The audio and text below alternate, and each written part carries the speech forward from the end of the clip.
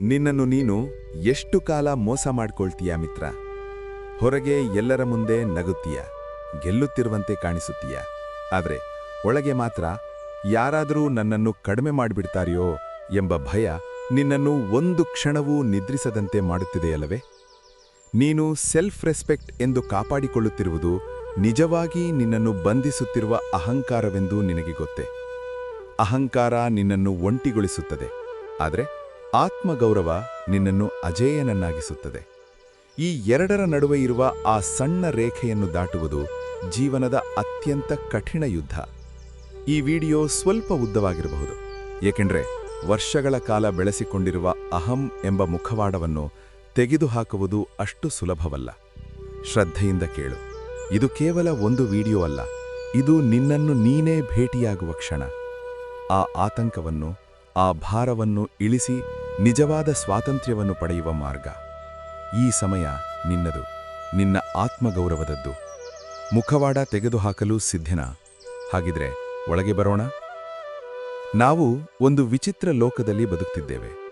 ಇಲ್ಲಿ ನಾವು ಹೇಗಿದ್ದೇವೆ ಎನ್ನುವುದಕ್ಕಿಂತ ಇತರರಿಗೆ ನಾವು ಹೇಗೆ ಕಾಣಿಸುತ್ತೇವೆ ಎನ್ನುವುದಕ್ಕೆ ಹೆಚ್ಚು ಮಹತ್ವ. ನಾನು ಎಲ್ಲರಿಗಿಂತ ಶ್ರೇಷ್ಠನಾಗಬೇಕು, ಎಲ್ಲರೂ ನನ್ನನ್ನು ಹೊಗಳಬೇಕು, ನನ್ನ ಮಾತನ್ನೇ ಎಲ್ಲರೂ ಕೇಳಬೇಕು. ಈ ತಪನವೇ ಅಹಂಕಾರ. ಅಹಂಕಾರ ಒಂದು ಮೃಗತೃಷ್ಣೆಯ ಮುಖವಾಡದಂತೆ. ಅದು ತಾತ್ಕಾಲಿಕವಾಗಿ ಶಕ್ತಿ ನೀಡುವಂತೆ ಕಾಣಬಹುದು, ಆದರೆ ಒಳಗೆ ಒಳಗೆ ನಿನ್ನನ್ನು ಒಂಟಿಗೊಳಿಸುತ್ತದೆ, ಮನಃಶಾಂತಿಯನ್ನು ಕಳಿಸುತ್ತದೆ. ಅಹಂಕಾರ ಹೇಗೆ ಹುಟ್ಟುತ್ತದೆ ಗೊತ್ತಾ? ಅದು ಅಧಿಕಾರದಿಂದಲೂ ಅಲ್ಲ, ಆಸ್ತಿಯಿಂದಲೂ ಅಲ್ಲ, ಜನರ ಪ್ರಶಂಸೆಯಿಂದಲೂ ಅಲ್ಲ. ಎಲ್ಲವನ್ನೂ ನಾನು ಮಾಡುತ್ತಿದ್ದೇನೆ ಎಂಬ ತಪ್ಪು ಭಾವನೆಯಿಂದ ಹುಟ್ಟುತ್ತದೆ. ಮಹಾಭಾರತದಲ್ಲಿ ದುರ್ಯೋಧನ ಅಹಂಕಾರದ ಜೀವಂತ ರೂಪ. ಅವನ ಬಳಿ 11 ಅಕ್ಷೌಹಿಣಿ ಸೇನೆಯಿತ್ತು. ಭೀಷ್ಮ ದ್ರೋಣರಂತಹ ಮಹಾವೀರರಿದ್ದರು. ಆದರೆ ಅವನ ಬಳಿ ಇರಲಿಲ್ಲದ್ದು ಒಂದೇ ಒಂದು: ವಿನಯ. ಅಹಂಕಾರವೇ ಅವನ ಕಣ್ಣು ಮುಚ್ಚಿಸಿತು. ಫಲವಾಗಿ ತನ್ನ ನಾಶವನ್ನು ತಾನೇ ಕರೆದುಕೊಂಡು ಬಂದ. ದುರ್ಯೋಧನನಿಗಿದ್ದದ್ದು ಅಹಂಕಾರ, ಅರ್ಜುನನಿಗಿದ್ದದ್ದು ಆತ್ಮಗೌರವ. ಅಹಂಕಾರಿಯು ಎಲ್ಲರೂ ತನ್ನ ಮುಂದೆ ತಲೆಬಾಗಬೇಕು ಎಂದುಕೊಳ್ಳುತ್ತಾನೆ, ಆದರೆ ಆತ್ಮಗೌರವಿಯು ದೇವರ ಮುಂದೆ ತಲೆಬಾಗಲು ಸಿದ್ಧನಾಗಿರುತ್ತಾನೆ. ಕೃಷ್ಣ ಅರ್ಜುನನಿಗೆ ಹೇಳುತ್ತಾನೆ, ನಿನ್ನ ಅಹಂಕಾರವನ್ನು ಬಿಟ್ಟು ನನ್ನ ಶರಣಾಗು, ಆಗಲೇ ನಿನಗೆ ನಿಜವಾದ ಜ್ಞಾನ ಸಿಗುತ್ತದೆ. ಏಕೆಂದರೆ ತುಂಬಿದ ಪಾತ್ರೆಯಲ್ಲಿ ಹೊಸದನ್ನು ಹಾಕಲು ಸಾಧ್ಯವಿಲ್ಲ. ಅಹಂಕಾರದಿಂದ ತುಂಬಿದ ಮನಸ್ಸಿಗೆ ಜ್ಞಾನ ಪ್ರವೇಶಿಸುವುದಿಲ್ಲ. ಜೀವನದಲ್ಲಿ ನಾವು ಹಲವಾರು ಬಾರಿ ನನಗೆ ಎಲ್ಲವೂ ಗೊತ್ತು, ನಾನು ಹೇಳಿದ್ದು ಸರಿಯೇ ಎಂದು ದುರ್ಯೋಧನನಂತೆ ವರ್ತಿಸುತ್ತೇವೆ. ಆ ಮುಖವಾಡ ನಮ್ಮನ್ನು ಎಷ್ಟು ಅಪಾಯದತ್ತ ಕೊಂಡೊಯ್ಯುತ್ತದೆ ಎಂಬುದನ್ನು ಅರಿತುಕೊಳ್ಳಬೇಕು. ಮನಃಶಾಸ್ತ್ರದ ಪ್ರಕಾರ ಅಹಂಕಾರ ಎಂದರೆ ನೀನೇ ಸೃಷ್ಟಿಸಿಕೊಂಡ ಒಂದು ಸುಳ್ಳು ರೂಪ. ನೀನು ಯಾರು ಎಂಬುದು ಗೊತ್ತಿಲ್ಲದಾಗ ಲೋಕ ನಿನ್ನನ್ನು ಹೇಗೆ ನೋಡಬೇಕು ಎಂದುಕೊಳ್ಳುತ್ತೀಯೋ ಆ ರೂಪವನ್ನೇ ನಿಜವೆಂದು ನಂಬುತ್ತೀಯ. ಭಗವದ್ಗೀತೆಯಲ್ಲಿ ಕೃಷ್ಣನು ಇದನ್ನು ಅಹಂಕಾರ ವಿಮೂಢಾತ್ಮ ಎಂದು ಕರೆಯುತ್ತಾನೆ. ಅಹಂಕಾರದಿಂದ ಮೋಹಗೊಂಡವನು. ಅವನು ತನ್ನ ದೇಹವೇ ತಾನೆಂದು, ತನ್ನ ಹುದ್ದೆಯೇ ತಾನೆಂದು ಭ್ರಮೆಪಡುವನು. ಒಮ್ಮೆ ಯೋಚಿಸು, ನಿನ್ನ ಉದ್ಯೋಗ ನಾಳೆ ಹೋಗಬಹುದು, ನಿನ್ನ ಸೌಂದರ್ಯ ಕಾಲದೊಂದಿಗೆ ಕಡಿಮೆಯಾಗಬಹುದು, ನಿನ್ನ ಅಧಿಕಾರ ಇನ್ನೊಬ್ಬರ ಕೈಗೆ ಹೋಗಬಹುದು. ಇವು ಶಾಶ್ವತವಲ್ಲದಾಗ ಇವುಗಳನ್ನು ನೋಡಿ ಗರ್ವಿಸುವುದು ಎಷ್ಟು ಸಮಂಜಸ? ಅಹಂಕಾರ ಸದಾ ಹೋಲಿಕೆಯಲ್ಲಿ ಬದುಕುತ್ತದೆ. ಅವನಿಗಿಂತ ನಾನು ದೊಡ್ಡವನು ಎಂಬ ಭಾವನೆ ಅದಕ್ಕೆ ಸಂತೋಷ ಕೊಡುತ್ತದೆ. ಆದರೆ ಆತ್ಮಗೌರವಿಯು ಯಾರ ಜೊತೆಗೂ ಸ್ಪರ್ಧೆ ಮಾಡೋದಿಲ್ಲ. ತನ್ನನ್ನೇ ಪ್ರತಿದಿನ ಸುಧಾರಿಸಿಕೊಳ್ಳುವುದೇ ಅವನ ಗುರಿ. ನೀನು ಯಾರು ಎಂಬುದು ಗೊತ್ತಿಲ್ಲದಾಗ ಅಹಂಕಾರ ಬರುತ್ತದೆ. ನೀನು ಯಾರು ಎಂಬುದು ಅರಿತಾಗ ಆತ್ಮಗೌರವ ಹುಟ್ಟುತ್ತದೆ. ಅಹಂಕಾರ ನಿನ್ನನ್ನು ಇತರರಿಂದ ಬೇರ್ಪಡಿಸುತ್ತದೆ. ಆತ್ಮಗೌರವ ನಿನ್ನನ್ನು ಎಲ್ಲರೊಂದಿಗೆ ಸಂಪರ್ಕಿಸುತ್ತದೆ, ಕಲಿಸುತ್ತದೆ. ನೀನು ಧರಿಸಿರುವ ಆ ಸುಳ್ಳಿನ ಮುಖವಾಡವನ್ನು ತೆಗೆದುಹಾಕಲು ಸಿದ್ಧನಾ? ಅಹಂಕಾರ ಏಕೆ ಹುಟ್ಟುತ್ತದೆ? ಅದು ನಮ್ಮನ್ನು ಹೇಗೆ ಮೋಸಗೊಳಿಸುತ್ತದೆ? ಭಗವದ್ಗೀತೆಯಲ್ಲಿ ಕೃಷ್ಣ ಈ ಶ್ಲೋಕದಲ್ಲಿ ಅದ್ಭುತವಾಗಿ ವಿವರಿಸುತ್ತಾನೆ. ಪ್ರಕೃತೆ ಕ್ರಿಯಮಾಣಾನಿ ಗುಣೈಃ ಕರ್ಮಾಣಿ ಸರ್ವಶಃ ಅಹಂಕಾರ ವಿಮೂಢಾತ್ಮ ಕರ್ತಾಹಮಿತಿ ಮನ್ಯತೆ. ಇದರ ಅರ್ಥ ಏನು ಗೊತ್ತಾ? ಈ ಜಗತ್ತಿನಲ್ಲಿ ನಡೆಯುವ ಎಲ್ಲಾ ಕ್ರಿಯೆಗಳು ಪ್ರಕೃತಿಯ ಗುಣಗಳಿಂದ, ಅಂದರೆ ಸತ್ವ, ರಜ, ತಮೋಗುಣಗಳಿಂದ ನಡೆಯುತ್ತಿವೆ. ಆದರೆ ಅಹಂಕಾರದಿಂದ ಮೋಹಗೊಂಡವನು ಇವೆಲ್ಲವನ್ನು ನಾನು ಮಾಡುತ್ತಿದ್ದೇನೆ, ನಾನೇ ಕರ್ತ ಎಂದು ಭ್ರಮಿಸುತ್ತಾನೆ. ಗಾಳಿ ಬೀಸುತ್ತಿದೆ, ನದಿ ಹರಿಯುತ್ತಿದೆ, ಸೂರ್ಯ ಉದಯಿಸುತ್ತಾನೆ. ಇವು ಯಾವುದೂ ನಿನ್ನಿಂದ ಆಗುತ್ತಿಲ್ಲ. ಕೊನೆಯದಾಗಿ ನಿನ್ನ ಹೃದಯದ ತಡಿತಡೆ ಕೂಡ ನಿನ್ನ ಇಚ್ಛೆಯಿಲ್ಲದೆ ನಡೆಯುತ್ತಿದೆ. ಹಾಗಿದ್ದರೆ ನಾನೇ ಮಾಡುತ್ತಿದ್ದೇನೆ ಎಂಬ ಗರ್ವಕ್ಕೆ ಅರ್ಥವೇನು? ಅಹಂಕಾರಿ ತನ್ನನ್ನು ವಿಶ್ವದ ಕೇಂದ್ರವೆಂದು ನೋಡುತ್ತಾನೆ. ಜ್ಞಾನಿ ತನ್ನನ್ನು ಈ ವಿಶ್ವಯೋಜನೆಯ ಒಂದು ಸಣ್ಣ ಭಾಗವೆಂದು ನೋಡುತ್ತಾನೆ. ನೀನು ಒಂದು ಕಾರ್ಯದಲ್ಲಿ ಯಶಸ್ಸು ಗಳಿಸಿದಾಗ ಅದಕ್ಕೆ ಕಾರಣ ಕೇವಲ ನಿನ್ನ ಬುದ್ಧಿಮತ್ತೆ ಮಾತ್ರವಲ್ಲ, ನಿನ್ನನ್ನು ಸಹಾಯ ಮಾಡಿದವರು, ನಿನಗೆ ದೊರೆತ ಅವಕಾಶ, ಕಾಲ, ಪರಿಸ್ಥಿತಿ ಇವೆಲ್ಲವೂ ಸೇರಿವೆ. ಈ ಸತ್ಯವನ್ನು ಮರೆತು ನಾನು ನಾನು ಎಂದು ಉಬ್ಬಿದಾಗಲೇ ಪತನ ಪ್ರಾರಂಭವಾಗುತ್ತದೆ. ಅಹಂಕಾರ ನಿನ್ನನ್ನು ಬಂಧಿಸುತ್ತದೆ, ವಿನಯ ನಿನ್ನನ್ನು ಮುಕ್ತಗೊಳಿಸುತ್ತದೆ. ಅಹಂಕಾರ ಮತ್ತು ಜ್ಞಾನಗಳ ನಡುವಿನ ವ್ಯತ್ಯಾಸ ಇದೆ. ಅಹಂಕಾರ ಒಂದು ತುಂಬಿದ ಪಾತ್ರೆಯಂತೆ. ನನಗೆ ಎಲ್ಲವೂ ಗೊತ್ತು ಎಂದುಕೊಳ್ಳುವವನು ಹೊಸದನ್ನು ಕಲಿಯಲಾರನು. ಆದ್ದರಿಂದ ಅಹಂಕಾರಿಯ ಬೆಳವಣಿಗೆ ಒಂದು ಹಂತದಲ್ಲಿ ನಿಂತು ಹೋಗುತ್ತದೆ. ಆದರೆ ಆತ್ಮಗೌರವಿಯು ಹಣ್ಣುಗಳಿಂದ ತುಂಬಿದ ಮರದಂತೆ. ಜ್ಞಾನ ಹೆಚ್ಚಾದಂತೆ, ಅನುಭವ ಹೆಚ್ಚಾದಂತೆ ಅವನು ಇನ್ನಷ್ಟು ವಿನಯಶೀಲನಾಗುತ್ತಾನೆ.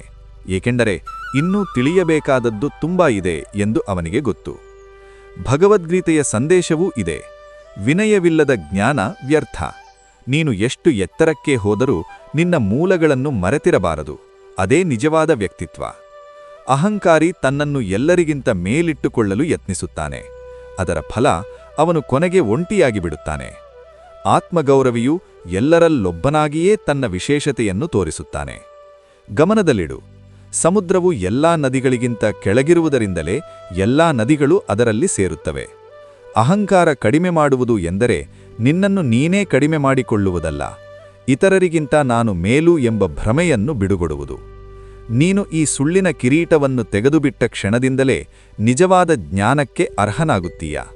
ನಿನ್ನ ವ್ಯಕ್ತಿತ್ವ ನಿನ್ನ ಧರಿಸಿರುವ ಮುಖವಾಡದಲ್ಲಿಲ್ಲ, ನೀನು ತೋರಿಸುವ ವಿನಯದಲ್ಲಿದೆ. ಅಹಂಕಾರ ಸದಾ ಇತರರ ಮೆಚ್ಚುಗೆಯ ಮೇಲೆ ಬದುಕುತ್ತದೆ. ಲೋಕ ನನ್ನನ್ನು ಹೊಗಳಬೇಕು ಎಂಬ ಹಸಿವು ಅದಕ್ಕಿರುತ್ತದೆ. ಆದ್ದರಿಂದ ಅಹಂಕಾರಿ ಸದಾ ಇತರರ ಅಭಿಪ್ರಾಯಗಳಿಗೆ ಬಾನಿಸ. ಯಾರಾದರೂ ಹೊಗಳಿದರೆ ಆಕಾಶಕ್ಕೆ ಏರುತ್ತಾನೆ, ಯಾರಾದರೂ ಟೀಕಿಸಿದರೆ ಪಾತಾಳಕ್ಕೆ ಕುಸಿಯುತ್ತಾನೆ. ಇದು ಶಕ್ತಿಯಲ್ಲ, ಇದು ಭಾರೀ ದೌರ್ಬಲ್ಯತೆ. ಆತ್ಮಗೌರವಿಯೂ ಹೀಗಿರೋದಿಲ್ಲ. ತನ್ನ ಮೌಲ್ಯ ಅವನಿಗೆ ಗೊತ್ತು.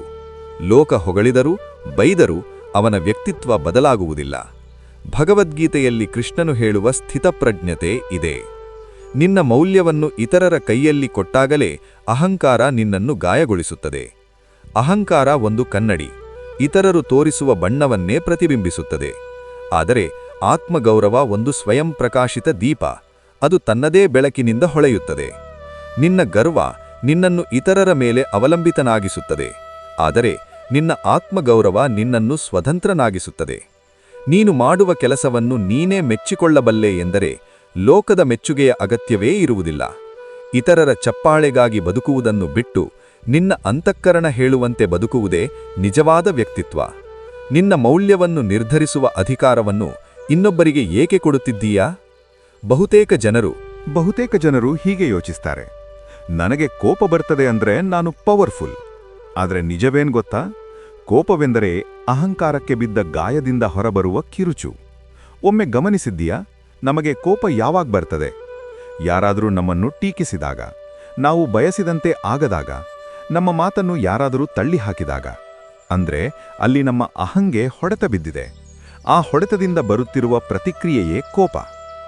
ಭಗವದ್ಗೀತೆಯಲ್ಲಿ ಕೃಷ್ಣ ಹೇಳುತ್ತಾನೆ, ಕ್ರೋಧಾತ್ ಭವತಿ ಸಮ್ಮೋಹಃ. ಕೋಪದಿಂದ ಮೋಹ ಉಂಟಾಗುತ್ತದೆ, ಮೋಹದಿಂದ ಬುದ್ಧಿ ನಾಶವಾಗುತ್ತದೆ. ಅಹಂಕಾರಿ ತನ್ನ ಕೋಪವನ್ನು ಆಯುಧವಾಗಿ ಬಳಸುತ್ತಾನೆ, ಆದರೆ ಆ ಆಯುಧ ಎದುರಾಳಿಗಿಂತ ಮೊದಲು ಅವನನ್ನೇ ಗಾಯಗೊಳಿಸುತ್ತದೆ. ಅಹಂಕಾರ ಇರುವ ಜಾಗದಲ್ಲಿ ಶಾಂತಿ ಇರುವುದಿಲ್ಲ, ಶಾಂತಿ ಇಲ್ಲದ ಜಾಗದಲ್ಲಿ ಸುಖವೂ ಇರುವುದಿಲ್ಲ. ನೀನು ಒಂದು ವಾದದಲ್ಲಿ ಗೆಲ್ಲಲು ಬಯಸುತ್ತೀಯಾ ಅಥವಾ ಒಂದು ಸಂಬಂಧ ಉಳಿಸಿಕೊಳ್ಳಲು ಬಯಸುತ್ತೀಯಾ? ಆತ್ಮಗೌರವಿಯು ತನ್ನನ್ನು ತಾನು ಸಾಬೀತುಪಡಿಸಿಕೊಳ್ಳಲು ತುರ್ತುಪಡೋದಿಲ್ಲ. ಯಾರಾದರೂ ತನ್ನನ್ನು ಕಡಿಮೆ ಮಾಡಿದರೂ ತಾನು ಯಾರು ಎಂಬುದು ಅವನಿಗೆ ಗೊತ್ತು. ಆದ್ದರಿಂದ ಅವನು ಮೌನವಾಗಿರಬಲ್ಲನು. ಅಹಂಕಾರ ನಿನ್ನನ್ನು ಕೂಗುವಂತೆ ಮಾಡುತ್ತದೆ, ಆತ್ಮಗೌರವ ನಿನ್ನನ್ನು ಮೌನವಾಗಿರಲು ಕಲಿಸುತ್ತದೆ. ಗೆಲ್ಲಬೇಕಾದದ್ದು ವಾದದಲ್ಲಲ್ಲ, ನಿನ್ನ ಮನಸ್ಸಿನ ಮೇಲೆ. ನಿನ್ನ ಕೋಪ ನಿನ್ನ ಶಕ್ತಿಯ ಗುರುತುನ ಅಥವಾ ನಿನ್ನ ದುರ್ಬಲತೆಯ ಸಾಕ್ಷಿನ? ಒಮ್ಮೆ ಯೋಚಿಸು. ಅಹಂಕಾರ ನಿನ್ನನ್ನು ಎಲ್ಲರಿಂದಲೂ ಬೇರ್ಪಡಿಸುತ್ತದೆ. ನಾನು ಬೇರೆ, ಇವರೆಲ್ಲ ಬೇರೆ ಎನ್ನುವ ಭಾವನೆಯೇ ಅಹಂಕಾರದ ಮೂಲ. ಇದು ನಿನ್ನನ್ನು ಒಂದು ದ್ವೀಪದಂತೆ ಮಾಡುತ್ತದೆ. ಆದರೆ ವಾಸ್ತವ ಏನ್ಗೊತ್ತಾ? ನಾವು ಒಬ್ಬರೊಂದಿಗೆ ಒಬ್ಬರು ಬೇರ್ಪಡಲಾಗದಂತೆ ಸಂಬಂಧಪಟ್ಟಿದ್ದೇವೆ. ಒಂದು ಮರ ಬೆಳೆಯಬೇಕಾದರೆ ಸೂರ್ಯ, ಮಣ್ಣು, ನೀರು ಅಗತ್ಯ. ಹಾಗೆಯೇ ಒಂದು ಮನುಷ್ಯ ಬೆಳೆಯಲು ಸಮಾಜ, ಕುಟುಂಬ, ಪ್ರಕೃತಿ ಅಗತ್ಯ. ಭಗವದ್ಗೀತೆಯಲ್ಲಿ ಕೃಷ್ಣ ಹೇಳುತ್ತಾನೆ, ಸರ್ವಭೂತಸ್ಥಿತಂ ಯೋ ಮಾಂ ಭಜತ್ಯೇಕತ್ವಮಾಸ್ಥಿತಃ. ಎಲ್ಲ ಜೀವಿಗಳಲ್ಲಿಯೂ ಇರುವ ಪರಮಾತ್ಮ ಒಂದೇ ಎಂಬ ಅರಿವು, ಅದೇ ನಿಜವಾದ ಜ್ಞಾನ. ಅಹಂಕಾರಿಗೆ ತನ್ನ ಅಗತ್ಯಗಳು ಮಾತ್ರ ಕಾಣುತ್ತವೆ. ಆತ್ಮಗೌರವಿಯು ಎಲ್ಲರ ಕ್ಷೇಮವನ್ನು ನೋಡುತ್ತಾನೆ. ಅಹಂಕಾರ ನನ್ನಗಾಗಿ ಎಂದು ಯೋಚಿಸುತ್ತದೆ. ಆತ್ಮಗೌರವ ನನ್ನ ಹೊಣೆಗಾರಿಕೆ ಬಗ್ಗೆ ಯೋಚಿಸುತ್ತದೆ. ನಿನ್ನ ಗೆಲುವಿನಲ್ಲಿ ಇತರರ ಸಹಾಯವೇ ಇಲ್ಲ ಎಂದು ನೀನು ಭಾವಿಸುತ್ತೀಯಾ? ಆ ಭ್ರಮೆಯಿಂದ ಹೊರಬಾ. ನೀನಿಂದು ಈ ಸ್ಥಾನದಲ್ಲಿದ್ದರೆ ನಿನ್ನ ಹಿಂದೆ 1000 ಕೈಗಳ ಪರಿಶ್ರಮ ಇದೆ. ಕೃತಜ್ಞತೆ ಇರುವ ಜಾಗದಲ್ಲಿ ಅಹಂಕಾರ ಇರುವುದಿಲ್ಲ. ಅಹಂಕಾರ ನಿನ್ನನ್ನು ಒಂಟಿಗೊಳಿಸುತ್ತದೆ. ವಿನಯ ನಿನ್ನನ್ನು ವಿಶ್ವದೊಂದಿಗೆ ಸಂಪರ್ಕಿಸುತ್ತದೆ. ನೀನು ಒಂದು ತುಂಡಾಗಿ ಬೇರ್ಪಟ್ಟು ಉಳಿಯಲು ಬಯಸುತ್ತೀಯಾ, ಅಥವಾ ಈ ಸೃಷ್ಟಿಯ ಒಂದು ಅದ್ಭುತ ಭಾಗವಾಗಲು ಬಯಸುತ್ತೀಯಾ? ಅಹಂಕಾರ ಸದಾ ಭಯದ ಮೇಲೆ ನಿರ್ಮಿತವಾಗಿದೆ. ಹೌದು, ಅಹಂಕಾರಿ ಹೊರಗೆ ಗಂಭೀರನಂತೆ ಕಾಣಬಹುದು, ಆದರೆ ಒಳಗೆ ಅವನು ಭಯದಿಂದ ನಡುಗುತ್ತಿರುತ್ತಾನೆ. ಯಾರಾದರೂ ನನ್ನನ್ನು ಅವಮಾನಿಸಿಬಿಡುತ್ತಾರೋ, ನನ್ನ ಅಧಿಕಾರ ಹೋಗಿಬಿಡುತ್ತೋ, ನನ್ನಗಿಂತ ಯಾರಾದರೂ ಮೇಲಾಗಿ ಬಿಟ್ಟಾರೋ? ಈ ಭಯ ಅವನಿಗೆ ಒಂದು ಕ್ಷಣವೂ ಶಾಂತಿ ಕೊಡುವುದಿಲ್ಲ. ತನ್ನ ಸುಳ್ಳಿನ ಗೌರವವನ್ನು ಕಾಪಾಡಿಕೊಳ್ಳಲು ಅವನು ನಿರಂತರ ಯುದ್ಧ ಮಾಡುತ್ತಿರಬೇಕು. ಭಗವದ್ಗೀತೆಯ ಸಂದೇಶ ಸ್ಪಷ್ಟ. ಭಯ ಇರುವ ಜಾಗದಲ್ಲಿ ಧರ್ಮ ಇರುವುದಿಲ್ಲ. ಅಹಂಕಾರ ನಿನ್ನನ್ನು ಗೋಡೆಗಳನ್ನು ಕಟ್ಟಿಕೊಳ್ಳು ಎಂದು ಹೇಳುತ್ತದೆ. ಆತ್ಮಗೌರವ ನಿನ್ನನ್ನು ಸ್ವತಂತ್ರವಾಗಿರು ಎಂದು ಹೇಳುತ್ತದೆ. ಆತ್ಮಗೌರವಿಯು ಏನಾದರೂ ಕಳೆದುಕೊಳ್ಳುವೆನೆ ಎಂಬ ಭಯದಲ್ಲಿರೋದಿಲ್ಲ, ಏಕೆಂದರೆ ಅವನ ಮೌಲ್ಯ ಹೊರಗಿನ ಹುದ್ದೆಗಳಲ್ಲಿಲ್ಲ, ಅದು ಅವನ ಒಳಗಿನ ಗುಣಗಳಲ್ಲಿದೆ. ಕಲ್ಲಿನ ಮೇಲೆ ಕುಳಿತ ಯೋಗಿಗೆ ಸಿಂಹಾಸನ ಕಳೆದು ಹೋಗುವ ಭಯ ಇರುವುದಿಲ್ಲ. ಅಹಂಕಾರಿ ತನ್ನನ್ನು ತಾನೇ ಒಂದು ಪಂಜರದಲ್ಲಿ ಬಂಧಿಸಿಕೊಳ್ಳುತ್ತಾನೆ. ಆ ಪಂಜರಕ್ಕೆ ನಾನು ಎಂದು ಹೆಸರಿಡುತ್ತಾನೆ. ಆತ್ಮಗೌರವಿಯು ಆ ಪಂಜರವನ್ನು ಒಡೆದು ಹೊರಬರುತ್ತಾನೆ. ನೀನು ಮರಳಿನ ಕೋಟೆಗಳನ್ನು ಕಾಪಾಡಿಕೊಂಡು ಭಯದಲ್ಲಿ ಬದುಕುತ್ತೀಯಾ, ಅಥವಾ ನಿನ್ನ ಆತ್ಮಶಕ್ತಿಯನ್ನು ನಂಬಿ ಧೈರ್ಯವಾಗಿ ನಿಂತುಕೊಳ್ಳುತ್ತೀಯಾ? ಅಹಂಕಾರ ನಿನ್ನನ್ನು ದುರ್ಬಲನನ್ನಾಗಿಸುತ್ತದೆ. ಆತ್ಮಗೌರವ ನಿನ್ನನ್ನು ಅಜೇಯನನ್ನಾಗಿಸುತ್ತದೆ. ಅಹಂಕಾರದಿಂದ ಆತ್ಮಗೌರವದತ್ತ ಸಾಗುವ ಈ ಪ್ರಯಾಣದಲ್ಲಿ ಮೊದಲ ಮೆಟ್ಟಿಲು ಶರಣಾಗತಿ. ಶರಣಾಗತಿ ಅಂದ್ರೆ ಯಾರಾದರೂ ಬಲಿಷ್ಠನ ಮುಂದೆ ಸೋತು ತಲೆಬಾಗುವುದೂ ಅಲ್ಲ. ನಿನ್ನೊಳಗಿನ ಅನಂತ ಶಕ್ತಿಗೆ ನಿನ್ನನ್ನು ನೀನೇ ಒಪ್ಪಿಸಿಕೊಳ್ಳುವುದು. ಅರ್ಜುನ ತನ್ನ ಅಹಂಕಾರದಿಂದ ನಾನು ಯುದ್ಧ ಮಾಡುವುದಿಲ್ಲ, ನನ್ನ ಬಂಧುಗಳನ್ನು ಕೊಲ್ಲುವುದಿಲ್ಲ ಎಂದು ಹಠ ಹಿಡಿದಾಗ ದುಃಖದಲ್ಲಿ ಮುಳುಗಿದ. ಆದರೆ ಶಿಷ್ಯಸ್ತೇಹಂ ಶಾಧಿಮಾಂ ಪ್ರಪನ್ನಂ ಅಂದ್ರೆ ನಾನು ನಿನ್ನ ಶಿಷ್ಯ, ನನ್ನನ್ನು ನಡೆಸು ಎಂದು ಕೃಷ್ಣನನ್ನು ಬೇಡಿದ ಕ್ಷಣದಿಂದ ಅವನಲ್ಲಿ ಆತ್ಮಗೌರವ ಜಾಗೃತವಾಯಿತು. ಅಹಂಕಾರ ನನಗೆ ಎಲ್ಲವೂ ಗೊತ್ತು ಎಂದು ಹೇಳುತ್ತದೆ. ಆತ್ಮಗೌರವ ನಾನು ಕಲಿಯಲು ಸಿದ್ಧ ಎಂದು ಹೇಳುತ್ತದೆ. ನೀನು ನಿನ್ನ ಮಿತಿಗಳನ್ನು ಒಪ್ಪಿಕೊಂಡಾಗಲೇ ಅವನ್ನು ದಾಟಲು ಸಾಧ್ಯ. ಅಹಂಕಾರಿ ತನ್ನ ತಪ್ಪನ್ನು ಒಪ್ಪಿಕೊಳ್ಳುವುದಿಲ್ಲ, ಏಕೆಂದರೆ ಅದು ತನ್ನ ಇಮೇಜ್ಗೆ ಹೊಡೆತ ಎಂದು ಭಯ. ಆದರೆ ಆತ್ಮಗೌರವಿಯು ತಪ್ಪನ್ನು ಒಪ್ಪಿಕೊಳ್ಳುತ್ತಾನೆ, ಪಾಠ ಕಲಿಯುತ್ತಾನೆ, ಇನ್ನಷ್ಟು ಎತ್ತರಕ್ಕೇರುತ್ತಾನೆ. ನೀನು ನಿನ್ನನ್ನು ಎಷ್ಟು ತಗ್ಗಿಸಿಕೊಂಡೆಯೋ ಅಷ್ಟೇ ಎತ್ತರಕ್ಕೇರುತ್ತೀಯ. ಬೀಜವು ಮಣ್ಣಿನಲ್ಲಿ ಕರಗಿ ತನ್ನ ರೂಪ ಕಳೆದುಕೊಂಡಾಗಲೇ ಮಹಾವೃಕ್ಷವಾಗಿ ಬೆಳೆಯುತ್ತದೆ. ಹಾಗೆಯೇ ನಾನು ಎಂಬ ಭ್ರಮೆಯನ್ನು ಬಿಟ್ಟಾಗಲೇ ನಿನ್ನ ನಿಜವಾದ ವ್ಯಕ್ತಿತ್ವ ಹೊರಬರುತ್ತದೆ. ನಿನ್ನ ಅಹಂಕಾರವನ್ನು ಬಲಿಗೊಡಲು ಸಿದ್ಧನ? ಆಗಲೇ ನೀನು ಆತ್ಮಗೌರವದ ಸಿಂಹಾಸನಕ್ಕೆ ಅರ್ಹನಾಗುತ್ತೀಯ. ಅಹಂಕಾರ ಒಂದು ಬಂಗಾರದ ಪಂಜರ. ಅದು ನಿನ್ನನ್ನು ವಿಶೇಷವೆಂದು ತೋರಿಸಬಹುದು, ಆದರೆ ನಿಜವಾಗಿ ಅದು ನಿನ್ನನ್ನು ಬಂಧಿಸುತ್ತದೆ. ಅಹಂಕಾರಿಗೆ ತನ್ನ ಬಗ್ಗೆ ಕಟ್ಟಿಕೊಂಡ ಸುಳ್ಳು ಚಿತ್ರವಷ್ಟೇ ಕಾಣುತ್ತದೆ. ಇತರರ ನೋವು, ಅಗತ್ಯ, ಅಂತಿಮವಾಗಿ ತನ್ನ ಕಲ್ಯಾಣವೂ ಅವನಿಗೆ ಅರ್ಥವಾಗುವುದಿಲ್ಲ. ಭಗವದ್ಗೀತೆಯ 16ನೇ ಅಧ್ಯಾಯದಲ್ಲಿ ಕೃಷ್ಣನು ಆಸುರಿ ಸ್ವಭಾವವನ್ನು ವಿವರಿಸುವಾಗ ಅಹಂಕಾರವನ್ನು ಮುಖ್ಯವಾಗಿ ಉಲ್ಲೇಖಿಸುತ್ತಾನೆ. ಅಹಂಕಾರಿ ಸದಾ ಇದು ಸಾಧಿಸಿದೆ, ಇನ್ನೂ ಸಾಧಿಸುತ್ತೇನೆ, ಈ ಶತ್ರುವನ್ನು ಸೋಲಿಸಿದೆ, ಮತ್ತವನನ್ನೂ ಸೋಲಿಸುತ್ತೇನೆ ಎಂದು ಗರ್ವಿಸುತ್ತಾನೆ. ಆದರೆ ಇದೇ ಆಲೋಚನೆಗಳು ಅವನನ್ನು ಶಾಂತಿಯಿಂದ ದೂರ ಮಾಡುತ್ತವೆ. ನೀನು ನಿನ್ನ ಬಗ್ಗೆ ಎಷ್ಟು ದೊಡ್ಡ ಕಲ್ಪನೆ ಮಾಡಿಕೊಂಡೆಯೋ ಅಷ್ಟೇ ವಾಸ್ತವದಿಂದ ದೂರವಾಗುತ್ತೀಯ. ನಿಜವಾದ ಆತ್ಮಗೌರವಿಗೆ ಪಂಜರಗಳ ಅವಶ್ಯಕತೆ ಇಲ್ಲ. ಅವನು ಆಕಾಶದಷ್ಟು ಸ್ವತಂತ್ರ. ತನ್ನನ್ನು ತಾನು ಹೊಗಳಬೇಕಾಗಿಲ್ಲ. ಅವನ ವ್ಯಕ್ತಿತ್ವವೇ ಮಾತಾಡುತ್ತದೆ. ಅಹಂಕಾರ ನಿನ್ನನ್ನು ಒಂದು ಸಣ್ಣ ಕೊಠಡಿಯಲ್ಲಿ ಬಂಧಿಸುತ್ತದೆ. ಆತ್ಮಗೌರವ ನಿನ್ನನ್ನು ವಿಶ್ವವ್ಯಾಪಿಯಾಗಿಸುತ್ತದೆ. ನೀನು ಕನ್ನಡಿಯಲ್ಲಿ ನಿನ್ನ ನೆರಳನ್ನು ನೋಡಿ ಮುದಗೊಳ್ಳುತ್ತೀಯಾ ಅಥವಾ ರೆಕ್ಕೆಗಳನ್ನು ಬಿಚ್ಚಿ ಅನಂತ ಅವಕಾಶಗಳತ್ತ ಹಾರುತ್ತೀಯಾ? ನಾವು ಹಲವಾರು ಬಾರಿ ಅಹಂಕಾರವನ್ನೇ ಆತ್ಮಗೌರವ ಎಂದು ತಪ್ಪಾಗಿ ಭಾವಿಸುತ್ತೇವೆ. ಇವರ ನಡುವಿನ ಸೂಕ್ಷ್ಮ ರೇಖೆಯನ್ನು ಹೇಗೆ ಗುರುತಿಸಬೇಕು ಗೊತ್ತಾ? ಯಾರಾದರೂ ಟೀಕಿಸಿದಾಗ ನಿನ್ನ ರಕ್ತ ಕುದಿಯುತ್ತದೆಯಾ? ಪ್ರತಿಕಾರ ತೀರಿಸಬೇಕೆಂದು ಅನಿಸುತ್ತದೆಯಾ? ಅದಾದರೆ ಅದು ಅಹಂಕಾರ. ಯಾರಾದರೂ ಟೀಕಿಸಿದಾಗ ಅದರಲ್ಲಿ ಸತ್ಯ ಇದ್ದರೆ ಬದಲಾಯಿಸಿಕೊಳ್ಳಲು, ಸುಳ್ಳಿದ್ದರೆ ನಗುಮುಖದಿಂದ ಬಿಡಲು ಸಾಧ್ಯವಾದರೆ ಅದು ಆತ್ಮಗೌರವ. ತಾಮರೆಯ ಎಲೆಯ ಮೇಲೆ ನೀರು ಅಂಟುವುದಿಲ್ಲ. ಹಾಗೆಯೇ ಆತ್ಮಗೌರವಿಯು ಸಮಾಜದ ಹೊಗಳಿಕೆಗೂ ಟೀಕೆಗೂ ಅಂಟಿಕೊಳ್ಳುವುದಿಲ್ಲ. ಭಗವದ್ಗೀತೆಯಲ್ಲಿ ನಿರ್ಮಾಣ ಮೋಹ ಎಂಬ ಪದ ಬರುತ್ತದೆ. ಅಭಿಮಾನ ಮತ್ತು ಮೋಹವಿಲ್ಲದ ಸ್ಥಿತಿ, ಇದೇ ಅದರ ಅರ್ಥ. ಅಹಂಕಾರಿಗೆ ಗೌರವ ಹೊರಗಿನಿಂದ ಸಿಗುವ ಭಿಕ್ಷೆ. ಆತ್ಮಗೌರವಿಗೆ ಅದು ಒಳಗಿನಿಂದ ಹೊಮ್ಮುವ ಸ್ವಾಭಾವಿಕ ಗುಣ. ಅಹಂಕಾರ ಗಾಜಿನ ಪಾತ್ರೆಯಂತೆ, ಸಣ್ಣ ಹೊಡೆತಕ್ಕೂ ಒಡೆಯುತ್ತದೆ. ಆತ್ಮಗೌರವ ವಜ್ರದಂತೆ, ಎಷ್ಟು ಹೊಡೆತ ಬಂದರೂ ಚೂರುವಾಗುವುದಿಲ್ಲ. ನಿನ್ನ ವ್ಯಕ್ತಿತ್ವ ಗಾಜಿನಂತಿದೆಯಾ ಅಥವಾ ವಜ್ರದಂತಿದೆಯಾ? ಇತರರು ನಿನ್ನನ್ನು ಕಡಿಮೆ ಮಾಡಿದಾಗ ನೀನು ಕುಗ್ಗುತ್ತಿ ಎಂದರೆ ಇನ್ನೂ ಅಹಂಕಾರದ ನೆರಳಿನಲ್ಲೇ ಇದ್ದಿ ಎಂಬುದರ ಸೂಚನೆ. ನಿನ್ನ ಮೌಲ್ಯವನ್ನು ಇತರರ ಮಾತುಗಳು ಕಡಿಮೆ ಮಾಡಲಾರವು ಎಂಬ ಸತ್ಯವನ್ನು ಅರಿತುಕೊಳ್ಳುವುದೇ. ನಿಜವಾದ ವ್ಯಕ್ತಿತ್ವ ನಿರ್ಮಾಣದ ಬಗ್ಗೆ ಬಹಳ ಮಂದಿ ಹೀಗೆ ಯೋಚಿಸ್ತಾರೆ: ನಾನು ಯಾರಿಗೂ ತಲೆಬಾಗುವುದಿಲ್ಲ, ಹಿಂತೆಗೆದುಕೊಳ್ಳುವುದಿಲ್ಲ, ಇದೇ ನನ್ನ ಸೆಲ್ಫ್ ರೆಸ್ಪೆಕ್ಟ್. ಆದರೆ ಅನಾವಶ್ಯಕ ಜಾಗದಲ್ಲಿ ಹಿಂತೆಗೆದುಕೊಳ್ಳದಿರುವುದು ಆತ್ಮಗೌರವವಲ್ಲ, ಅದು ಮೂರ್ಖತನದ ಅಹಂಕಾರ. ಅಹಂಕಾರಿಗೆ ನಾನು ಗೆಲ್ಲಬೇಕು ಎನ್ನುವುದು ಮುಖ್ಯ. ಆತ್ಮಗೌರವಿಗೆ ಕೆಲಸ ನೆರವೇರಬೇಕು ಎನ್ನುವುದು ಮುಖ್ಯ. ತಲೆಬಾಗುವುದು ಎಂದರೆ ಸೋಲುವುದಲ್ಲ, ಒಂದು ಜಗಳ ತಪ್ಪಿಸಿ ನಿನ್ನ ಅಮೂಲ್ಯ ಸಮಯವನ್ನು ಉಳಿಸಿಕೊಳ್ಳುವುದು. ಮಹಾಭಾರತದಲ್ಲಿ ಕೃಷ್ಣ ರಾಯಭಾರಿಯಾಗಿ ಹೋಗಿ ದುರ್ಯೋಧನನ ಮುಂದೆ ಶಾಂತಿಗಾಗಿ ಕೈಚಾಚಿದ. ಲೋಕದ ದೃಷ್ಟಿಯಲ್ಲಿ ಕೃಷ್ಣ ದೇವರು, ಅವರಿಗೆ ತಲೆಬಾಗಬೇಕಾದ ಅಗತ್ಯ ಇರಲಿಲ್ಲ. ಆದರೆ ಯುದ್ಧವನ್ನು ತಪ್ಪಿಸಲು ಅವರು ತಮ್ಮ ಸ್ಥಾನಮಾನವನ್ನು ಲೆಕ್ಕಿಸದೆ ಮುಂದಾದರು. ಅದು ಅವರ ದುರ್ಬಲತೆಯಲ್ಲ, ಅವರ ಮಹತ್ವ. ಅಹಂಕಾರ ನಿನ್ನನ್ನು ಕಲ್ಲಿನಂತೆ ಗಟ್ಟಿಗೊಳಿಸುತ್ತದೆ. ಕಲ್ಲು ಮುರಿಯುತ್ತದೆ, ಆದರೆ ವಂಗುವುದಿಲ್ಲ. ಆತ್ಮಗೌರವ ನಿನ್ನನ್ನು ನೀರಿನಂತೆ ಮಾಡುತ್ತದೆ. ನೀರು ವಂಗುತ್ತದೆ, ಆದರೆ ಅದನ್ನು ಯಾರೂ ಮುರಿಯಲಾರರು. ನೀನು ಹಿಂತೆಗೆದುಕೊಳ್ಳುವುದರಿಂದ ಒಂದು ಸಂಬಂಧ ಉಳಿದರೆ ಅಥವಾ ದೊಡ್ಡ ಗುರಿ ಸಾಧನೆಯಾದರೆ ಅದು ನಿನ್ನ ಆತ್ಮಗೌರವವನ್ನು ಹೆಚ್ಚಿಸುತ್ತದೆ, ಕಡಿಮೆ ಮಾಡುವುದಿಲ್ಲ. ಅಹಂಕಾರ ತನ್ನ ಅಸ್ತಿತ್ವಕ್ಕಾಗಿ ಹೋರಾಡುತ್ತದೆ. ಆತ್ಮಗೌರವ ತನ್ನ ಗುರಿಗಾಗಿ ಕೆಲಸ ಮಾಡುತ್ತದೆ. ಎಲ್ಲಿ ಹಿಂತೆಗೆದುಕೊಳ್ಳಬೇಕು ಎಂಬುದು ತಿಳಿದವನು ಎಲ್ಲಿ ಗೆಲ್ಲಬೇಕು ಎಂಬುದು ತಿಳಿದವನಿಗಿಂತಲೂ ಶ್ರೇಷ್ಠ. ನೀನು ಶಾಂತಿಯಿಗಾಗಿ ಅಹಂಕಾರವನ್ನು ಬಿಟ್ಟುಕೊಡುತ್ತೀಯಾ ಅಥವಾ ಅಹಂಕಾರಕ್ಕಾಗಿ ಶಾಂತಿಯನ್ನು ಕಳೆದುಕೊಳ್ಳುತ್ತೀಯಾ?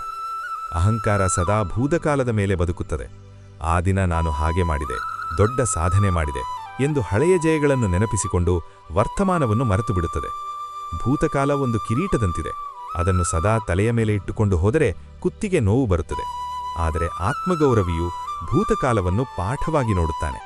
ಜಯದಿಂದ ಗರ್ವಪಡುವುದಿಲ್ಲ, ಅಪಜಯದಿಂದ ಕುಗ್ಗುವುದಿಲ್ಲ. ಭಗವದ್ಗೀತೆಯಲ್ಲಿ ಕೃಷ್ಣನು ಹೇಳಿದಂತೆ, ಕರ್ಮ ಮಾಡುವುದು ನಿನ್ನ ಕರ್ತವ್ಯ, ಆದರೆ ಆ ಕರ್ಮ ನಿನ್ನ ಅಹಂಕಾರಕ್ಕೆ ಆಹಾರವಾಗಬಾರದು. ನೀನು ದೊಡ್ಡ ಸಾಧನೆ ಮಾಡಿದಾಗ ನಾನೇ ಮಾಡಿದೆ ಎನ್ನುವುದಕ್ಕಿಂತ ನನ್ನ ಮೂಲಕ ಈ ಒಳ್ಳೆಯ ಕೆಲಸ ನಡೆಯಿತು ಎಂಬ ಕೃತಜ್ಞತೆ ಇದ್ದರೆ ಅದು ಆತ್ಮಗೌರವ. ಅಹಂಕಾರ ನಿನ್ನನ್ನು ಹಳೆಯ ಜಯಗಳಲ್ಲೇ ನಿಲ್ಲಿಸುತ್ತದೆ. ವಿನಯ ನಿನ್ನನ್ನು ಹೊಸ ಶಿಖರಗಳತ್ತ ಕರೆದೊಯ್ಯುತ್ತದೆ. ನಿನ್ನೆಯ ದಿನದ ನೆರಳಿನಲ್ಲಿ ನೀನು ಎಷ್ಟು ಕಾಲ ಅಡಗಿಕೊಳ್ಳುತ್ತೀಯಾ? ನಿಜವಾದ ವ್ಯಕ್ತಿತ್ವ ಎಂದರೆ ಭೂತಕಾಲವನ್ನು ಹೊರುವುದಲ್ಲ, ಈ ಕ್ಷಣದಲ್ಲಿ ನೀನು ಎಷ್ಟು ಮೌಲ್ಯವಂತನಾಗಿದ್ದೀ ಎಂಬುದೇ ಮುಖ್ಯ. ಅಹಂಕಾರಿ ಹಳೆಯ ದಿನಚರಿಗಳನ್ನು ತಿರುಗಿಸುತ್ತಿರುತ್ತಾನೆ. ಆತ್ಮಗೌರವಿಯು ಹೊಸ ಇತಿಹಾಸವನ್ನು ಬರೆಯುತ್ತಾನೆ. ನೀನು ನಿನ್ನೆಯ ದಿನದ ನೆರಳ ಅಥವಾ ಇಂದಿನ ಬೆಳಕ? ನಿನ್ನ ಅಹಂಕಾರ ನಿನ್ನ ಪ್ರಯಾಣಕ್ಕೆ ಬ್ರೇಕ್ ಆಗಬಾರದು. ಅಹಂಕಾರಿಗೆ ಸೇವೆ ಎಂದರೆ ಭಯ, ಏಕೆಂದರೆ ಸೇವೆ ಮಾಡಲು ತಗ್ಗಿಕೊಳ್ಳಬೇಕು.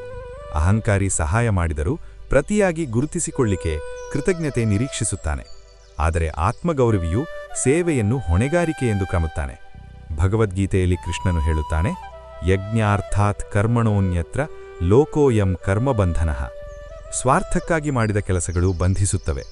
ಲೋಕ ಕಲ್ಯಾಣಕ್ಕಾಗಿ ಮಾಡಿದ ಕೆಲಸಗಳು ಮುಕ್ತಗೊಳಿಸುತ್ತವೆ. ನೀನು ಮಾಡುವ ಕೆಲಸದಲ್ಲಿ ನಾನು ಎಂಬ ಸ್ವಾರ್ಥ ಇರುವವರೆಗೆ ಅದು ಅಹಂಕಾರ. ನಾವು ಅಥವಾ ಸಮಾಜ ಎಂಬ ಭಾವನೆ ಬಂದಾಗ ಅದು ಆತ್ಮಗೌರವ. ಒಬ್ಬ ಮಹಾನ್ ನಾಯಕ ಮತ್ತು ಒಬ್ಬ ನಿಯಂತನ ನಡುವಿನ ವ್ಯತ್ಯಾಸ ಇದೆ. ನಿಯಂತನು ತನ್ನ ಅಹಂಕಾರಕ್ಕಾಗಿ ಜನರನ್ನು ಬಳಸುತ್ತಾನೆ. ನಾಯಕನು ತನ್ನ ಆತ್ಮಗೌರವದಿಂದ ಜನರಿಗೆ ಸೇವೆ ಮಾಡುತ್ತಾನೆ. ಸೇವೆ ಮಾಡಿದರೆ ನಿನ್ನ ಮಟ್ಟ ಕಡಿಮೆಯಾಗುವುದಿಲ್ಲ, ನಿನ್ನ ವ್ಯಕ್ತಿತ್ವದ ಆಳ ಹೆಚ್ಚುತ್ತದೆ. ನೀನು ಸಹಾಯ ಮಾಡಿದಾಗ ನಾನು ಅವನಿಗೆ ಸಹಾಯ ಮಾಡಿದೆ ಎಂದರೆ ಅದು ಅಹಂಕಾರಕ್ಕೆ ಆಹಾರ. ಸಹಾಯ ಮಾಡುವ ಅವಕಾಶ ನನಗೆ ಸಿಕ್ಕಿತು ಎಂದರೆ ಅದು ಆತ್ಮಗೌರವ. ಅಹಂಕಾರ ನಿನ್ನನ್ನು ಇತರರಿಗಿಂತ ಮೇಲಿಟ್ಟುಕೊಳ್ಳುತ್ತದೆ. ಆತ್ಮಗೌರವ ನಿನ್ನನ್ನು ಎಲ್ಲರ ಹೃದಯಗಳಲ್ಲಿ ಇರಿಸುತ್ತದೆ. ನೀನು ಅಧಿಕಾರವನ್ನು ಬಯಸುತ್ತೀಯಾ ಅಥವಾ ಎಲ್ಲರ ಪ್ರೀತಿ ಮತ್ತು ಗೌರವವನ್ನು? ಅಹಂಕಾರ ಸದಾ ಪರಿಪೂರ್ಣತೆ ಎಂಬ ಭ್ರಮೆಯಲ್ಲಿ ಬದುಕುತ್ತದೆ. ನಾನು ಎಂದಿಗೂ ತಪ್ಪು ಮಾಡುವುದಿಲ್ಲ, ನನ್ನಲ್ಲಿ ದೋಷವೇ ಇಲ್ಲ ಎಂದು ಲೋಕವನ್ನು ನಂಬಿಸಲು ಪ್ರಯತ್ನಿಸುತ್ತದೆ. ಈ ಪ್ರಯತ್ನದಲ್ಲೇ ಅದು ತನ್ನ ನಿಜ ಸ್ವರೂಪವನ್ನು ಕಳೆದುಕೊಳ್ಳುತ್ತದೆ. ಆದರೆ ಆತ್ಮಗೌರವಿಯು ತನ್ನ ದುರ್ಬಲತೆಗಳನ್ನು ಅರಿತಿರುತ್ತಾನೆ. ಅವನು ತನ್ನ ದೋಷಗಳನ್ನು ಮರೆಮಾಡುವುದಿಲ್ಲ, ಅವುಗಳನ್ನು ಒಪ್ಪಿಕೊಂಡು ತಿದ್ದಿಕೊಳ್ಳಲು ಪ್ರಯತ್ನಿಸುತ್ತಾನೆ. ಇದನ್ನೇ ನಿಜವಾದ ಸತ್ಯನಿಷ್ಠೆ, ಆಥೆಂಟಿಸಿಟಿ ಎನ್ನುತ್ತಾರೆ. ಭಗವದ್ಗೀತೆಯಲ್ಲಿ ಕೃಷ್ಣ ಹೇಳುತ್ತಾನೆ, ಸ್ವಧರ್ಮೇ ನಿಧನಂ ಶ್ರೇಯಃ, ಅಂದರೆ ನೀನು ನೀನಾಗಿರುವುದೇ ಶ್ರೇಯಸ್ಕರ. ಇತರರಂತೆ ನಟಿಸುವುದು, ಮೆಚ್ಚುಗೆಗಾಗಿ ಅಲೆದಾಡುವುದು ಅಹಂಕಾರದ ಲಕ್ಷಣ. ನೀನು ನಿನ್ನ ನಿಜ ಸ್ವಭಾವವನ್ನು ಗೌರವಿಸಿದಾಗಲೇ ಲೋಕವು ನಿನ್ನನ್ನು ಗೌರವಿಸುತ್ತದೆ. ಅಹಂಕಾರ ನಿನ್ನನ್ನು ಕೃತಕ ಬೊಮ್ಮೆಯನ್ನಾಗಿಸುತ್ತದೆ. ಆತ್ಮಗೌರವ ನಿನ್ನನ್ನು ಜೀವಂತ ಮಾನವನಾಗಿಸುತ್ತದೆ. ಗಮನದಲ್ಲಿಡು, ದೋಷವಿಲ್ಲದ ಮನುಷ್ಯನೇ ಇಲ್ಲ. ನಿನ್ನ ದೋಷಗಳನ್ನು ನೀನೇ ಪ್ರೀತಿಸಿದಾಗಲೇ ಅಹಂಕಾರ ಎಂಬ ಸಂಕೋಲೆಗಳಿಂದ ಮುಕ್ತನಾಗುತ್ತೀಯ. ನಾನು ಇಷ್ಟೇ, ಆದರೆ ನಾನು ನನ್ನನ್ನು ಸುಧಾರಿಸಿಕೊಳ್ಳುತ್ತೇನೆ ಎಂದು ಧೈರ್ಯವಾಗಿ ಹೇಳಬಲ್ಲೆ ಎಂದರೆ ಅದೇ ಆತ್ಮಗೌರವದ ಮೊದಲ ಜಯ. ನೀನು ಸುಂದರವಾದ ಸುಳ್ಳಾಗಿ ಬದುಕುತ್ತೀಯಾ ಅಥವಾ ಸರಳವಾದ ಸತ್ಯವಾಗಿ ನಿಂತುಕೊಳ್ಳುತ್ತೀಯಾ? ಅಹಂಕಾರ ನಿನ್ನ ಆತ್ಮವನ್ನು ಮುಚ್ಚಿದ ದಪ್ಪ ಪದರ. ಆ ಪದರದಿಂದ ನಿನ್ನೊಳಗಿನ ಬೆಳಕು ನಿನಗೆ ಕಾಣುವುದಿಲ್ಲ. ಆದ್ದರಿಂದ ನೀನು ಹೊರಗಿನ ವಸ್ತುಗಳಲ್ಲಿ, ವ್ಯಕ್ತಿಗಳಲ್ಲಿ ನಿನ್ನ ಮೌಲ್ಯ ಹುಡುಕುತ್ತೀಯ. ಭಗವದ್ಗೀತೆಯಲ್ಲಿ ಕೃಷ್ಣನು ಹೇಳುವ ಮಾತು, ಉದ್ಧರೇದಾತ್ಮನಾತ್ಮಾನಂ ನಾತ್ಮಾನಂ ಅವಸಾದಯೇತ್. ನಿನ್ನನ್ನು ನೀನೇ ಉದ್ಧರಿಸಿಕೊಳ್ಳು, ನಿನ್ನನ್ನು ನೀನೇ ಕುಗ್ಗಿಸಿಕೊಳ್ಳಬೇಡ. ಇಲ್ಲಿ ಉದ್ಧರಿಸಿಕೊಳ್ಳು ಎಂದರೆ ಅಹಂಕಾರವನ್ನು ಹೆಚ್ಚಿಸಿಕೊಳ್ಳು ಎಂದಲ್ಲ, ನಿನ್ನೊಳಗಿನ ದೈವತ್ವವನ್ನು, ಆತ್ಮಗೌರವವನ್ನು ಅರಿತುಕೊಳ್ಳು ಎಂದರ್ಥ. ನೀನು ಕೇವಲ ದೇಹವಲ್ಲ, ನೀನು ಹುದ್ದೆಯಲ್ಲ, ನೀನು ಸಂಪಾದನೆಯಷ್ಟೇ ಅಲ್ಲ, ನೀನು ಈ ಅನಂತ ವಿಶ್ವದಲ್ಲಿ ಚೈತನ್ಯ ಸ್ವರೂಪ. ಈ ಸತ್ಯ ಅರಿತ ಕ್ಷಣದಿಂದಲೇ ಅಹಂಕಾರ ಹಿಮದಂತೆ ಕರಗುತ್ತದೆ. ಏಕೆಂದರೆ ನೀನು ಎಲ್ಲರಲ್ಲಿದ್ದೀಯಾ, ಎಲ್ಲರೂ ನಿನ್ನಲ್ಲಿದ್ದಾರೆ ಎಂಬುದು ತಿಳಿಯುತ್ತದೆ. ಅಹಂಕಾರ ನಾನು ಎಂಬ ಚಿಕ್ಕ ಕೊಠಡಿಯಲ್ಲಿ ನಿನ್ನನ್ನು ಬಂಧಿಸುತ್ತದೆ. ಆತ್ಮಜ್ಞಾನ ನಿನ್ನನ್ನು ಅನಂತಗೊಳಿಸುತ್ತದೆ. ನಿನ್ನ ಮೌಲ್ಯವನ್ನು ಕಡಿಮೆ ಮಾಡಿಕೊಳ್ಳಬೇಡ. ಹಾಗೆಯೇ ಇತರರಿಗಿಂತ ಮೇಲು ಎಂದು ಉಬ್ಬಿಬಿಡಬೇಡ. ಸಮುದ್ರದಲ್ಲಿ ಒಂದು ಅಲೆ ಎಷ್ಟು ಮುಖ್ಯವೋ ಈ ಸೃಷ್ಟಿಯಲ್ಲಿ ನೀನು ಕೂಡ ಅಷ್ಟೇ ಮುಖ್ಯ. ನಿನ್ನ ಅಸ್ತಿತ್ವವನ್ನು ಗೌರವಿಸು, ಅದೇ ಸಮಯದಲ್ಲಿ ಪಕ್ಕದ ಅಲೆಯನ್ನು ಗೌರವಿಸು. ಈ ಸಮತೋಲನ ಸಾಧಿಸಿದ ದಿನವೇ ಅಹಂಕಾರದಿಂದ ಆತ್ಮಗೌರವದತ್ತ ಹಾಕಿದ ದೊಡ್ಡ ಹೆಜ್ಜೆ. ಈಗ ನಾವು ಈ ಪ್ರಯಾಣದ ಮಹತ್ವದ ಹಂತಕ್ಕೆ ಬಂದಿದ್ದೇವೆ. ಅಹಂಕಾರದಿಂದ ಆತ್ಮಗೌರವದತ್ತ ಬದಲಾವಣೆ ಎಂದರೆ ಹಳೆಯ ಮನೆಯನ್ನು ಕೆಡವಿ ಅದೇ ಅಡಿಪಾಯದ ಮೇಲೆ ಬಲವಾದ ಕೋಟೆ ಕಟ್ಟುವಂತೆ. ಅಹಂಕಾರ ಹೊರಗಿನ ಅಲಂಕಾರ ನೋಡುತ್ತದೆ, ಆತ್ಮಗೌರವ ಒಳಗಿನ ಅಡಿಪಾಯ ಬಲಪಡಿಸುತ್ತದೆ. ಭಗವದ್ಗೀತೆಯ ಅಂತ್ಯದಲ್ಲಿ ಕೃಷ್ಣನು ಅರ್ಜುನನಿಗೆ ನೀಡುವ ಸಂದೇಶವೂ ಇದೆ. ನಿನ್ನ ಅಹಮ್ಮನ್ನು ನನ್ನಲ್ಲೇ ಲಯಗೊಳಿಸು, ಆಗ ನೀನು ಅಜೇಯನಾಗುವೆ. ನಿಜವಾದ ಆತ್ಮಗೌರವಿಯು ಹೇಗಿರುತ್ತಾನೆ ಗೊತ್ತಾ? ತನ್ನ ತಪ್ಪನ್ನು ಒಪ್ಪಿಕೊಳ್ಳಲು ಹೆದರೋದಿಲ್ಲ. ಯಾರಾದರೂ ತನ್ನಿಗಿಂತ ಉತ್ತಮವಾಗಿ ಮಾಡಿದರೆ ಹೃದಯಪೂರ್ವಕವಾಗಿ ಅಭಿನಂದಿಸುತ್ತಾನೆ. ಏಕೆಂದರೆ ಇತರರ ಬೆಳವಣಿಗೆ ತನ್ನ ಮೌಲ್ಯವನ್ನು ಕಡಿಮೆ ಮಾಡುವುದಿಲ್ಲ ಎಂಬುದು ಅವನಿಗೆ ಗೊತ್ತು. ಅಹಂಕಾರಿಗೆ ಎಲ್ಲರೂ ಸ್ಪರ್ಧಿಗಳು, ಆತ್ಮಗೌರವಿಗೆ ಎಲ್ಲರೂ ಸಹಯಾತ್ರಿಗಳು. ಅಹಂಕಾರ ನಿನ್ನನ್ನು ಒಂಟಿ ವಿಜೇತನಾಗಿಸಲು ಯತ್ನಿಸುತ್ತದೆ. ಆತ್ಮಗೌರವ ನಿನ್ನನ್ನು ಎಲ್ಲರ ಪ್ರೀತಿ ಗೌರವ ಪಡೆದ ವ್ಯಕ್ತಿಯಾಗಿಸುತ್ತದೆ. ನಿನ್ನ ಜಯಗಳನ್ನು ತಲೆಗೆ ಏರಿಸಿಕೊಳ್ಳಬೇಡ, ನಿನ್ನ ಸೋಲುಗಳನ್ನು ಹೃದಯಕ್ಕೆ ಹೊರೆ ಮಾಡಿಕೊಳ್ಳಬೇಡ. ಗೆದ್ದಾಗ ವಿನಯದಿಂದಿರು, ಸೋತಾಗ ಧೈರ್ಯದಿಂದಿರು. ಈ ಎರಡು ನಡುವೆ ಸಮತೋಲನ ಕಾಯ್ದುಕೊಳ್ಳಬಲ್ಲೆ ಎಂದರೆ ಅದು ಅಹಂಕಾರವಲ್ಲ, ನಿಜವಾದ ಆತ್ಮಗೌರವ. ಕಲಯಿಕೆಯೇ ನಿಜವಾದ ವ್ಯಕ್ತಿತ್ವ. ನೀನು ನಿನ್ನ ಅಹಂಕಾರವನ್ನು ಬಿಡಲು ಸಿದ್ಧವಾಗುವ ಕ್ಷಣದಲ್ಲೇ ನಿನ್ನೊಳಗೆ ಒಂದು ತಿಳಿಯದ ಶಾಂತಿ ಮತ್ತು ಅದ್ಭುತವಾದ ಶಕ್ತಿ ಹರಿಯುವುದನ್ನು ನೀನು ಅನುಭವಿಸುತ್ತೀಯೆ. ಈ ಬದಲಾವಣೆಗೆ ನೀನು ಸಿದ್ಧನಾ ಮಿತ್ರನೇ? ನಾವು ಈ ಪ್ರಯಾಣವನ್ನು ಪೂರ್ಣಗೊಳಿಸಿದ್ದೇವೆ. ಅಹಂಕಾರ ಎಂಬ ಭ್ರಮೆಯನ್ನು ಬಿಟ್ಟು ಆತ್ಮಗೌರವ ಎಂಬ ಸತ್ಯವನ್ನು ತಲುಪಿದ್ದೇವೆ. ಈಗ ನಿನ್ನ ಮನಸ್ಸು ನಿರ್ಮಲವಾದ ಆಕಾಶದಂತೆ ಇರಬೇಕು. ಗಮನದಲ್ಲಿರಲಿ, ಅಹಂಕಾರವನ್ನು ಸಂಪೂರ್ಣವಾಗಿ ಕೊಲ್ಲುವುದು ಯಾರಿಗೂ ಸಾಧ್ಯವಿಲ್ಲ. ಆದರೆ ಅದನ್ನು ನಿನ್ನ ಬಾನಿಸನಾಗಿಸಿಕೊಳ್ಳುವುದು ನಿನ್ನ ಕೈಯಲ್ಲಿದೆ. ನಿನ್ನ ಅಹಂಕಾರ ನಿನಗೆ ಕಿರೀಟವಾಗಬಾರದು. ಅದು ನಿನ್ನ ವ್ಯಕ್ತಿತ್ವಕ್ಕೆ ಒಂದು ರಕ್ಷಣಾ ಕವಚ ಮಾತ್ರವಾಗಿರಲಿ. ಭಗವದ್ಗೀತೆಯ ಕೊನೆಯಲ್ಲಿ ಶ್ರೀಕೃಷ್ಣನು ಹೇಳಿದಂತೆ, ನೀನು ನಿನ್ನ ಕರ್ತವ್ಯವನ್ನು ನಿರ್ವಹಿಸು, ಫಲವನ್ನು ನನಗೆ ಬಿಡು. ಯಾವಾಗ ನೀನು ನಾನು ಎಂಬ ಪದವನ್ನು ಬದಿಗಿರಿಸಿ ನನ್ನ ಹೊಣೆಗಾರಿಕೆ ಎಂಬ ಪದವನ್ನು ಸ್ವೀಕರಿಸುತ್ತೀಯೋ, ಆಗಲೇ ನೀನು ನಿಜವಾದ ಮನುಷ್ಯನಾಗುತ್ತೀಯೆ. ಆತ್ಮಗೌರವ ಹೊಂದಿದ ವ್ಯಕ್ತಿಗೆ ಜಗತ್ತು ತಲೆಬಾಗುವುದಿಲ್ಲ. ಆದರೆ ಆ ವ್ಯಕ್ತಿ ಜಗತ್ತಿಗೆ ಪ್ರೀತಿಯಿಂದ ಸೇವೆ ಮಾಡುತ್ತಾನೆ. ಆ ಸೇವೆಯಲ್ಲಿಯೇ ಅವನಿಗೆ ನಿಜವಾದ ಗೌರವ ದೊರೆಯುತ್ತದೆ. ನೀನು ನಿನ್ನ ಅಸಲಿ ವ್ಯಕ್ತಿತ್ವವನ್ನು ಕಟ್ಟಿಕೊಳ್ಳಲು ಈ ಜ್ಞಾನವು ಒಂದು ಬಲವಾದ ಪಾಯವಾಗಲಿ ಎಂಬುದು ನನ್ನ ಹಾರೈಕೆ.